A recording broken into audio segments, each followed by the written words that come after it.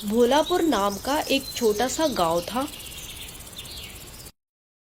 उसी गांव के किनारे मिट्टी की झोपड़ी में रहने वाला रामकिशन बहुत ही गरीब किसान था। उसके पास ना तो ज्यादा जमीन थी और ना ही कोई और सहारा। 1 बीघा खेत और उसमें हल चलाने के लिए उसके पास एक ही बैल था। यही बैल उसकी रोजी रोटी का साधन था और यही उसका साथी और यही उसका सहारा। रामकिशन उस बैल को अपने बच्चे की तरह मानता था। उस बैल का नाम था मोती। गांव के बच्चे अक्सर उसके साथ घेरकर खेलते और दुलारते। रे मोती, तू मेरे लिए कोई खेल का साधन नहीं बल्कि मेरे जीवन का आधार है। अगर तू ना होता तो मेरा क्या होता।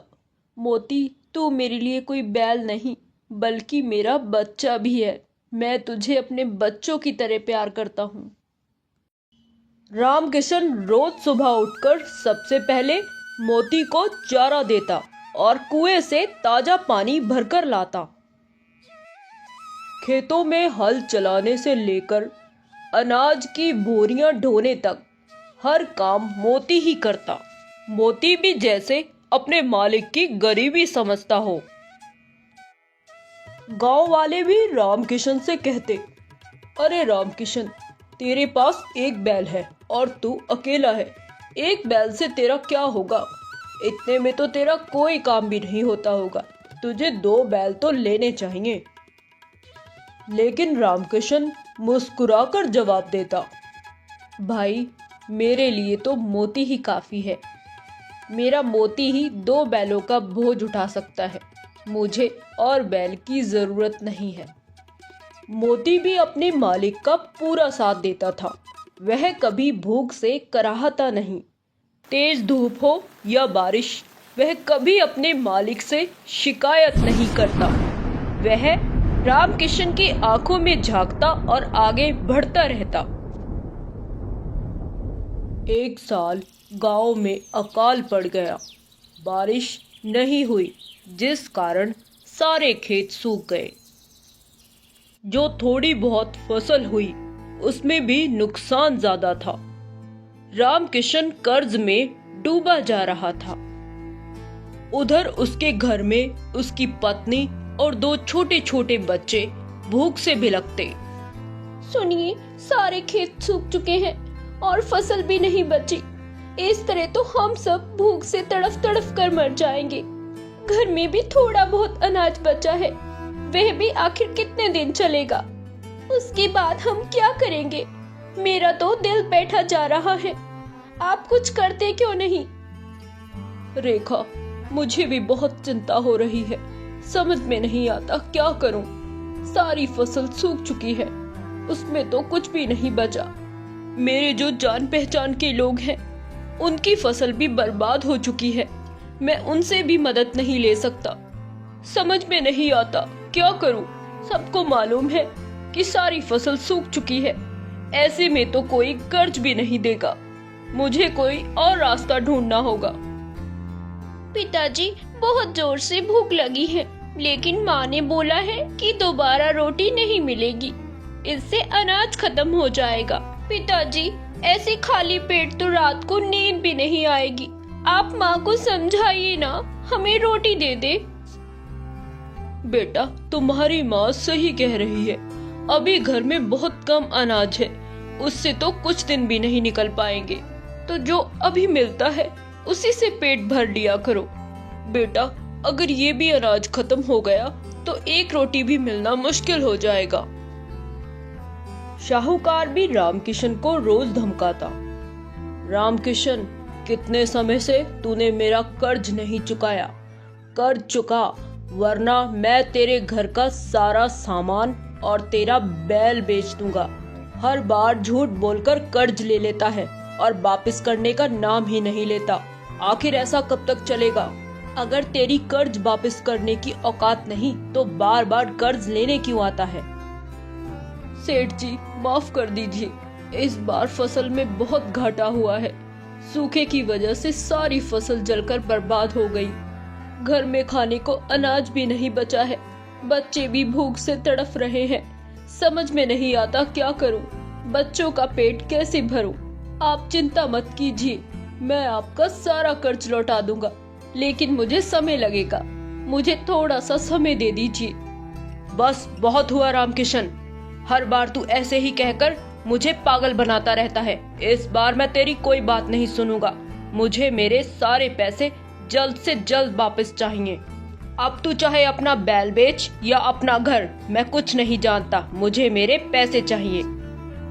शाहूकार की बातें सुनकर रामकिशन और भी ज्यादा परेशान हो गया। उसके पास बेचने के लिए कुछ भी नहीं था, अगर था तो सिर्फ उसका इकलौता बैल मोती। रेखा, आज मुझे शाहूकार मिला था। उसने मुझे बहुत धमकाया, बोला कि अगर तुमने मेरे पैसे नहीं दिए तो मैं तुम्हारा बैल बेच दूंगा।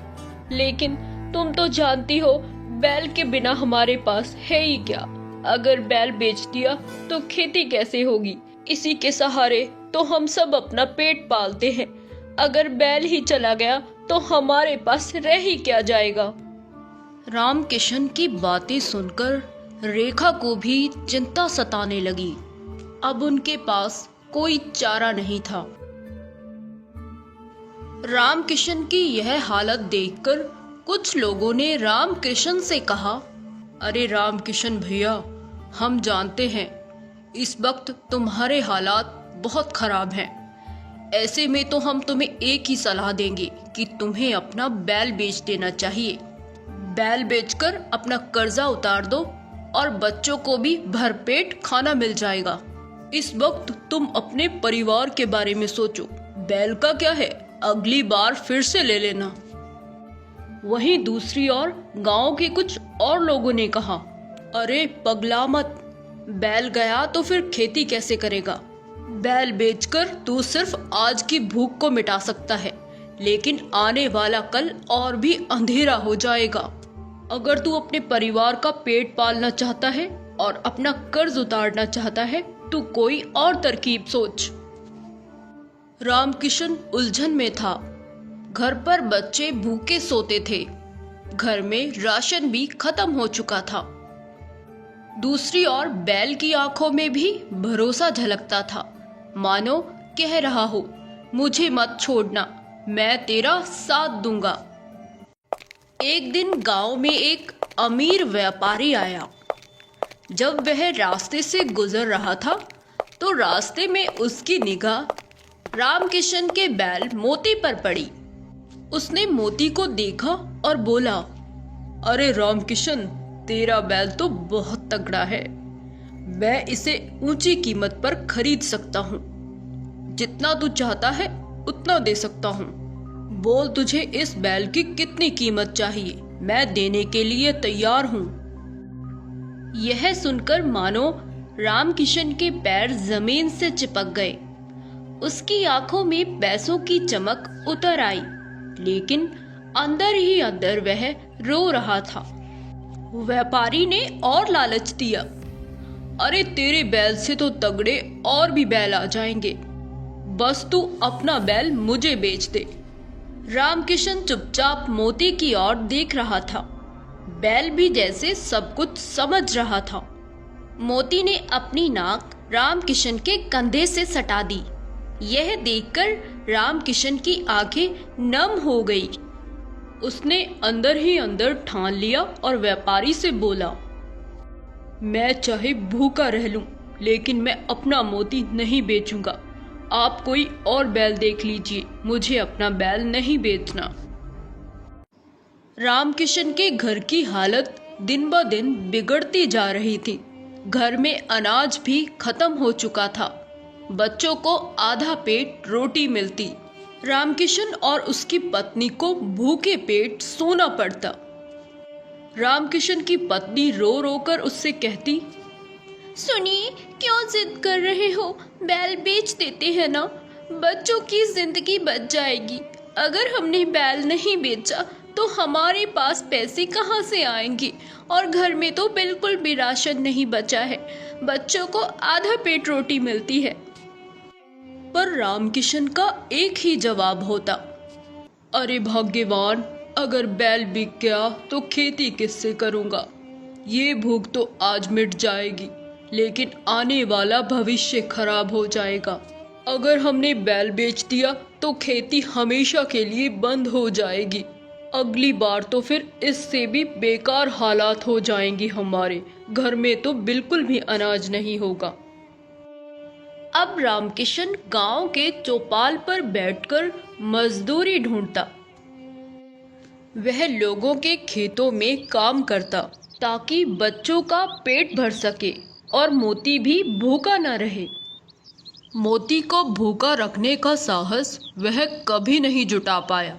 रोज वह मोती के लिए हरा चारा लाता। कुछ समय बाद बारिश शुरू हो गई। खेत भी हरे भरे हो गए। चारों तरफ हरियाली ही हरियाली थी।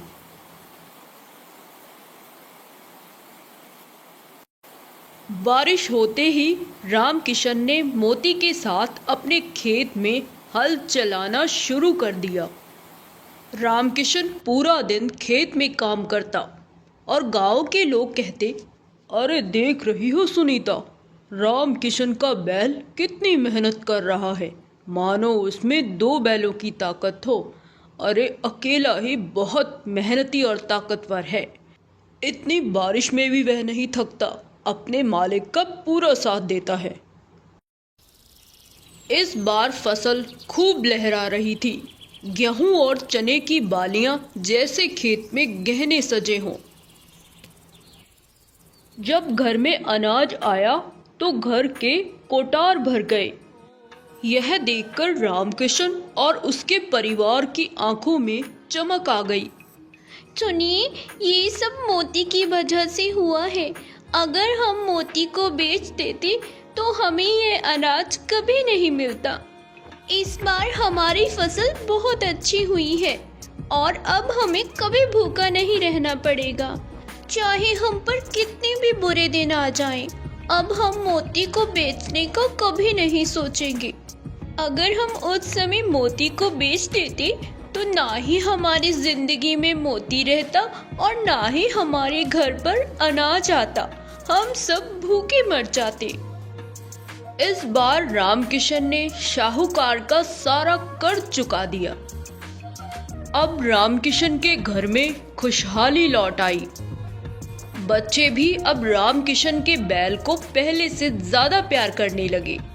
गांव के लोग, जिन्होंने पहले रामकिशन को बैल बेचने की सलाह दी थी, अब वह भी उसकी तारीफ करने लगे। रामकिशन मोती के माथे पर अपना हाथ फेरता और उससे कहता, मोती, तू मेरा बैल नहीं बल्कि तू मेरा सच्चा धन है। पैसा तो आता जाता रहेगा, लेकिन तेरे जैसा साथी का कोई मूल्य नहीं है। तू मेरे लिए बहुत कीमती है। मैं तुझसे वादा करता हूँ, जब तक मैं जिंदा हूँ तुझे अपने से दूर नहीं जाने दूंगा। दोस्तों, गरीबी कितनी भी गहरी ना हो, मगर धैर्य और मेहनत से किसी भी कठिनाई पर विजय पाई जा सकती है। कभी कभी संकट की घड़ी में अपने साथियों और साधनों को बचाकर रखना ही भविष्य की सबसे बड़ी पूंजी बनती है।